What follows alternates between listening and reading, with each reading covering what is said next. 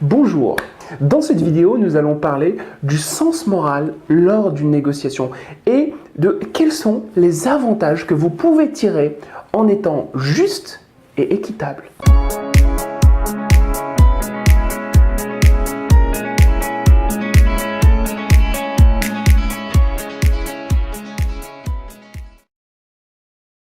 Bien évidemment, lors d'une négociation, vous êtes censé mettre tout en œuvre pour défendre vos intérêts. Et si vous ne le faites pas, personne ne le fera à votre place.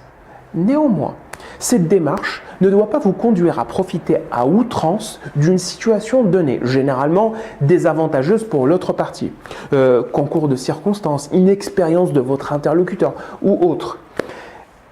Restez dans la limite du possible, juste et équitable. Au-delà de la dimension purement morale de ce conseil, profitez d'une situation non équitable pour votre interlocuteur afin de défendre vos intérêts et vous assurer une belle marge de manœuvre peut créer des tensions non négligeables avec lui et compromettre éventuellement d'autres futures négociations.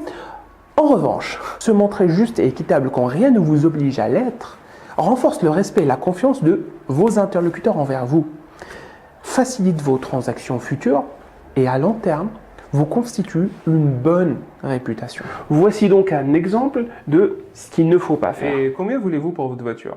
1500 €. 1500 €. Cette voiture ne vaut pas 1500 €, elle vaut au moins 10 000 €. Oui, je sais qu'elle vaut au moins 10 000 €, mais comme j'ai un besoin urgent de liquidité, je me vois obligé de la brader. Waouh, c'est l'affaire du siècle. Je vous en propose 1000 €. Quoi? Vous exagérez, elle vaut au moins 10 fois plus. C'est vous qui le dites. Moi, je vous en propose 1000. Vous profitez de ma situation. Oui, je profite de la situation. Une occasion pareille, ça risque pas de se représenter. Écoutez, monsieur Bernard, moi je suis là pour acheter une voiture. Je ne veux pas me paraître impoli, mais nous avons tous des problèmes. C'est la vie. Alors, vous les prenez mes 1000 €? 1400 On ne €. va pas jouer au marchand de tapis, monsieur Bernard. 1200 €, c'est mon dernier prix.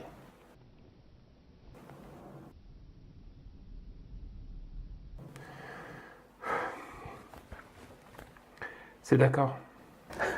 Attention, attention.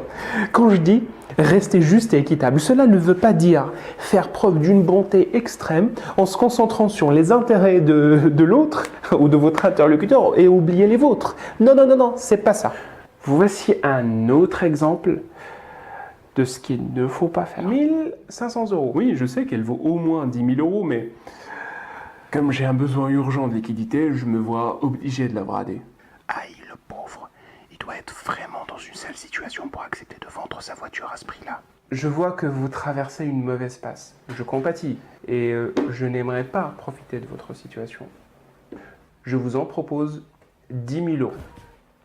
10 000 €? Oui.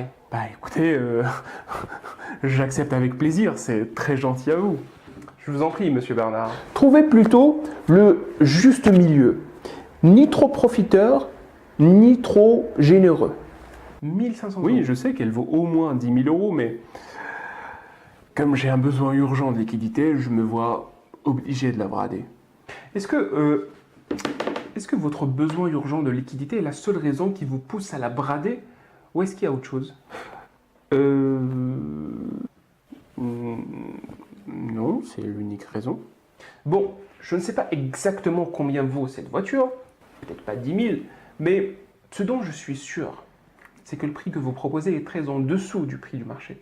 Et comme je veux faire une transaction équitable pour nous deux, voilà ce que je vous propose. Je ferai venir un ami mécanicien, expert dans son domaine, pour qu'il l'examine et qu'il me donne son avis et son estimation du prix réel. Et sur la base de ces estimations, nous pourrions commencer notre négociation. Qu'en dites-vous? Je suis d'accord. C'est tout pour cette vidéo, merci de l'avoir suivi et j'espère que vous l'avez trouvée pertinente. Si tel est le cas, n'hésitez pas à la mettre en pratique. Si vous avez des questions ou des commentaires, n'hésitez pas à me les laisser. Et d'ici là, je vous dis à très bientôt pour une nouvelle vidéo.